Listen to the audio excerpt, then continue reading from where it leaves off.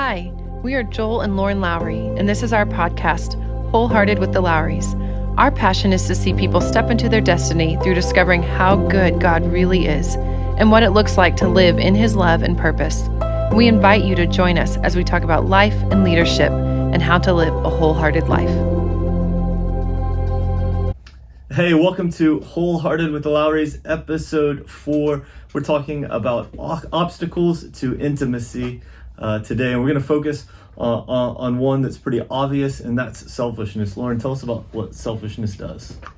So selfishness is exalting our neediness. And we probably can think about experiences in our life and moments where we have experienced selfishness or we have been selfish. But the root of selfishness really is fear. If you think about times in our life whenever we exalt our needs above others, it really is rooted in fear of our needs not being met. And so I have a fear of not having my need for attention met. And so I will exalt that need by cornering someone and make them listen to me, or I will talk someone's ear off, or I'll get on a table and dance so everyone in the room will look at me. And so we exalt it, but really the root is fear. And the antidote to selfishness is trust. So I communicate my needs, and then I trust that someone will meet that need, ultimately God first, and then the people around me. Yeah, and I think that's huge, is identifying who the source is. That really, when we talk about relational needs, that God is actually the source, that He's the one that everything flows from, and He loves to love us through each other, and so people are part of that process, but He really is the source. And I think when we begin to identify that, it actually takes pressure off of our relationships and puts it back on God. And so there are times when I'm like, I'm really struggling today, and I've learned to identify, okay, what is it in me? I know my top 3 relational needs are approval, respect, and in this season it's been support. And so when I don't have those, when I start to feel off, I realize, okay, there's something going on inside of me that's really struggling. What is that? And then how am I responding? And so, and then I begin to say, okay, God, this is what's going on inside of me. And so I put that back on God, because He's the fountain that never runs dry. He's the source, right? And so when I do that, then it actually takes the pressure off my relationships, and I allow myself to receive from God, because that's really the key of living inside the new covenant, is recognizing that God really loves to love us, and He's really the source. And I think, not to dive too much into theology, I think sometimes we've misunderstood what Jesus was saying when He was asked what's the greatest commandment, and He said to love God with all your soul, strength, and might. And then He said the second is like it, to love your neighbor as yourself. And so He was being asked what is the greatest commandment in the old covenant, and so He condenses it down to that. But then He says something very different in John 13. He says, a new command I give you. Now the new command sounds a whole lot like the old, but when you're giving a new command, you're saying, hey, this actually, if you look at what Hebrews 8 says, it actually is an upgrade and even replaces the old. And so what He was saying is, the new command I give you, that you love each other as I have loved you. And so the starting place inside the new covenant, which is really what Christianity is supposed to be, but often we blend those covenants, is that I receive from God first, that He's the source. I love because He loved me first. And when I begin to understand, okay, God actually wants to love me, and He wants to take care of me, and He wants to meet my needs, then fear decreases, faith increases, and I begin to live with expectancy and really with generosity. I can be tapped into Him, and my life can just bubble over in generosity with other people. Right. And so in our last few episodes, last episode we talked about the baseball diamond, and how healthy relationship should journey around something that looks like a baseball diamond. And the first base is knowing and caring for someone, and second base is serving and trusting. And selfishness really hinders serving and trusting each other. So I can't serve and be generous with my life if I don't trust. And so whenever we have selfishness and we think, well, why can't I trust that person? maybe because I have selfishness or I've experienced selfishness in them and I don't trust them. Or why can't I be generous with my life? Why can't I serve? Well, I don't for some reason trust that other people are going to meet my needs. Yeah. Or I want to be selfish with my life because I don't trust, maybe because I've been hurt whenever I have tried to serve and people have broken my trust. So there's many reasons why we are selfish, but that second base of serving and trusting is really hindered through selfishness. Yeah, it becomes a big issue, and selfishness creeps up in relationship. And what you'll find is that the root is actually fear. And that's huge, is that it's like, oh, the reason why I'm taking from people or why somebody else is taking from me is because they're really just afraid that they're going to be overlooked, they're not going to be seen. And so, like Lauren said earlier, what selfishness does is it exalts my neediness, and then it says to the other person, hey, I have needs, and I'm going to prioritize my needs to get my needs met regardless of what it costs you. We've got a kid, a 3-year-old who lives that way, and we've got grace for it. As a 3-year-old, we'd not like to see it as an 18-year-old or a 30-year-old. What's going on there? Yeah. If you've seen a 3-year-old, you've seen selfishness. As Jesus said, if you've seen me, you've seen the Father. If you've seen a 3-year-old, you've seen selfishness. It is the exact representation. No, but I think young kids, we're born and our needs are met, and the way we get our needs met is through crying and demanding and exalting our needs. And it really is a matter of survival. Yep. That we exalt our needs as a baby. We're the loudest cry in the room, we're the whiniest, so that we can survive. And so that transition out of infancy into childhood and into adulthood is a process of learning new ways to get our needs met. And so whenever you interact with a child at their 3rd year, our son is really transitioning out of being a baby into, okay, this is how I healthily get my needs met as a child. And so we've recognized that he has a high need for attention and respect and affection. And so I would say those in this season, we may find that these continue to be his top needs in life, but right now in this season we know that. And so as third born, he has to exalt his need for attention. He's competing to get his attention met. And so we have to recognize whenever all 5 of us are in a room together, he oftentimes will try to be the loudest one or the most aggressive one, and our tendency can be to get frustrated with it or to try to control it, instead of recognize, oh, okay, so he has a need for attention, and we don't give in to that unhealthy way of getting the need met, but it's recognizing, and I think for me, I have to be prepared so I don't lose it and get frustrated, but to recognize, okay, he probably has a need for attention right now. It's addressing it. It's saying, oh, I see that you have a need for attention. Literally maybe saying, son, you have a need for attention right now. I would love to meet that need, but I can't. It's always not that seamless, but it's stopping and saying, I see you.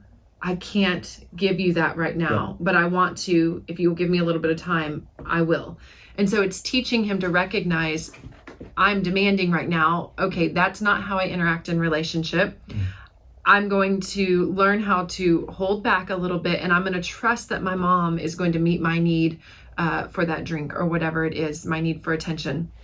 And then, so it's naming it, it's correcting it, and saying, that's not okay to talk to me that way. It's not okay that you would come into the room and try to talk over other people to get your need met and start demanding and yelling at me or throwing a fit on the ground or whatever he's doing to get that need for attention met.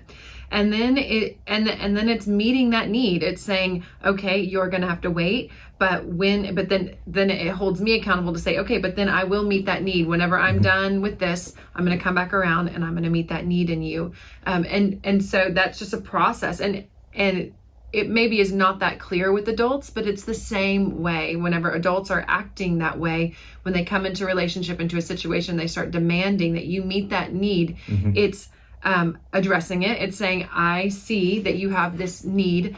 It's not okay for you to take from me in this way, because this is disrespectful. This is whatever boundary line that's crossing relationally. Yep. It's to correct it and to say, okay, I want to meet that need. And if we're going to be in relationship, this is how the giving and taking of needs is going to be. Yeah. So the antidote for selfishness, which is rooted in fear, the antidote is actually trust. You want to build trust, and the bridge to building trust is really good communication. And so, like with Eli, what we want to do is we want to identify and correct, and then we want to communicate that basically, hey, we're going to take care of you, and we actually, for his own health and discipline, we want to teach him that he's going to have to wait just a little bit, that it's still not on demand. Mm-hmm. He's going to have to wait just a little bit before we do that with him, because we want to communicate and give some time for patience to build in him, along with trust, so that then we can get there with the need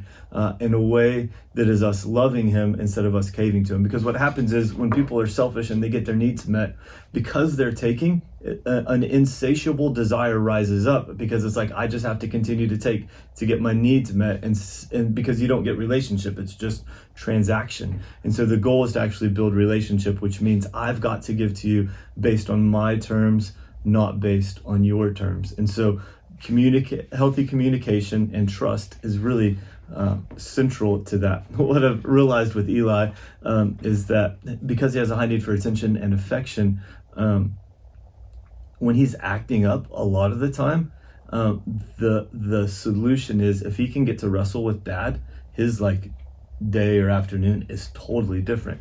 And so I have to not give in right away. If he's acting up, we've got to correct that behavior and bring discipline, which is about really direction for his future, for his life, and how to get his needs met. And then in the right time, I want to fill up that cup and just love on him so much, but I don't want it to be a reward for acting up. And so my goal is to meet that need before he even begins to demand it. But if I don't get there, because life happens, right?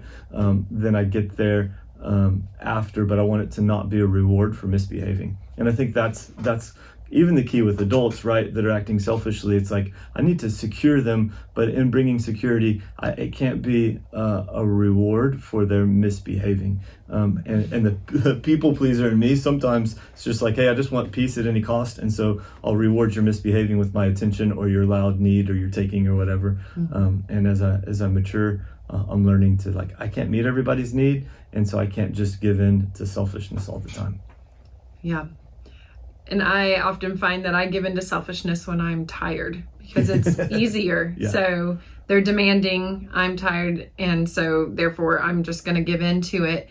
But the thing is about that, when we give into selfishness out of just appeasing the demand, we become resentful, because you realize, wow, I'm actually not giving this gift of my attention, this gift of my time, this gift of my affection freely. I'm giving it I'm being manipulated, and then we become resentful towards that person, because we are being manipulated into giving something, and then we feel powerless because you feel like you actually don't have control over your giving. Yep. And it's not really out of the overflow of your love for that person. And so if you are in an adult relationship like that, and you recognize there's a pattern with my spouse or my friend or my child this way, then it's addressing it. It's recognizing, wow, I realize we have this pattern of this selfish taking, and it's not too late to stop it. Yep. It's not too late to course correct. It's not too late to say, I recognize this is not healthy, and I want to work towards health in our relationship, because I really do want to give to you out of the overflow of my love for you, not because I'm afraid of your reaction to my lack of giving. Yeah. And one of the keys to that is, as you get to know people, right, you're moving from first base to second base, which first base is to know and care. Second base is to serve and trust. And you're moving into that place of vulnerable communication, and from there to joint accomplishment and being creative and connected. And so, but as you're moving from knowing and caring into serving and trusting, I know people that I'm on teams with and that are around me, that their fear because of life circumstances is just high. And so I'm not waiting to respond to their fear, but because I know them and care about them, I know that bringing security really matters. And so the way that I'm going to interact or lead them is to try to provide as much security as possible by giving first instead of responding. That way it keeps them out of that rut of selfishness, and actually helps them realize, hey, I know you, I care about you, you need some securing, I can provide that for you. And what happens is now we begin to reciprocate in our love for each other and our care for each other, instead of being in a demand and grudgingly give kind of relationship. And it keeps us out of transaction and puts us into reciprocating love. And that's really the goal. And so as you're dealing with any of these, selfishness, self-reliance, self-condemnation, the goal is that I would live generously. So that looks like giving first, identifying what people's needs are, how can I love them well, essentially, and then having healthy communication about it. And depending on the depth of your relationship, that determines the directness of your communication, right? And so somebody's acting really selfish, I don't know them well, I'll probably just kind of back off. Where if it's Lauren or a kid or a close teammate or a good friend, we're gonna have more direct communication about selfishness and like, hey, I really love you and I'd love to give to you. And one of the keys, by the way, just to wrestling, if you're wrestling with selfishness, is to learn how to be vulnerable in communicating. Hey, this is what I need, and then do the painful thing of patiently waiting for that person to get there in their own way. So you're really drawing a big target for them on you. It's like, hey, like I'd really love some time with you. That's your need for attention, and so whenever you have some time, would you let me know? And I would love to spend time with you. Right. Yeah. And so I think that's when we recognize selfishness or our tendency towards selfishness, the antidote is communicating and trusting others. Yep. And then whenever we see it in others, like what you said, just building trust through communication. And so oftentimes, which I'm not good at. Like I way under communicate. I'm learning to communicate more. So what does that look like to healthily communicate or over communicate in order to bring reassurance to someone? Yeah, well, I think I can sometimes go by the seat of my pants in meetings, and so to let like our team know in advance, hey, here's what we're going to be doing and here's the end goal. That helps bring them security so that then they can offer their creativity, right? Or maybe it's somebody that I haven't talked to in a while, but we have good relationship, but it's just, there's been some time. And so just to say, hey, I've just been thinking about you, and just to give first and give some care. I think it's those kind of things. Yeah. And so in adulthood, I mean, even as we talk, you probably recognize that when we're children, we learn how to get our needs met a certain way, whether it's healthy or unhealthy. And that practice can carry on for decades. We can spend our whole lives getting our need for affection met through selfishness and not even recognize how unhealthy that is. Or we recognize when other people are selfish towards us, the way we meet their need is by caving to their demand and not by having healthy boundaries and healthy communication. That's called codependency. Right. And from our family of origin, that may be how you relate. And so to come face to face with some of these things really is world shattering for some, because they don't know any other way. Those are the only tools they've been given on how to relate. And so I think as we share this, if you realize that, where you realize, oh wow, I was brought up in a family where codependency was our go-to for meeting each other's needs, and that is how we related, to just have grace with yourself and to just be patient with yourself in it, as the Lord begins to take you on a health journey on how to get those needs met healthily. And I think one of the ways to do that is to first identify, hey, what's going on inside of me? And you may even in a journal or in the notes on your phone, just at the end of the day, just begin to track, hey, what am I feeling today, and why? And as you begin to understand yourself, as you grow in self-awareness, the goal isn't to move from self-awareness to self-centeredness, but it's actually that I would be free of myself so that I could love other people well.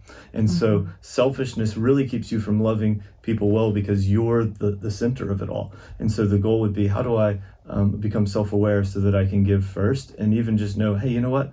I have needs, and I can still give to others in the presence of my needs, and it not be about my needs being met. Yeah, it's good stuff. So thank you for joining us. I hope that you were encouraged, and I just believe this for you, for everybody listening. You don't have to stay stuck. You were created by God to have healthy relationships, and it's possible to move forward and to learn to love well, to love like Jesus. I think that's what maturity really looks like. So thank you for joining us, and we can't wait to be back together with you.